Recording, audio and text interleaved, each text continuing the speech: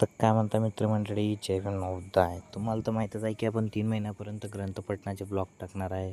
तर आपल्या ग्रंथपठणाच्या ब्लॉगचा दिवस आहे 27वा. द्वितीय खंडामध्ये आपण वाचनात आहोत.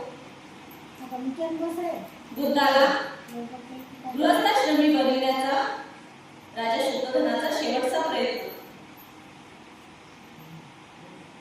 आपला मुलगा आता जात आहे आणि आपल्याला तो पुन्हा कधीही भेटणार नाही या विचाराने राजा शुद्धोधन खूप रडले. नंतर राजा शुद्धोधनाने आपला मंत्री व आपल्या कुटुंबाचा पुरोहित यांच्याशी विचार विनिमय केला आणि कुटुंबात परत येऊन राहण्याविषयी आपल्या पुत्राचे मन ते वळू शकतील का याच्याबद्दल पुरोहिताशी व मंत्र्याशी बोलले.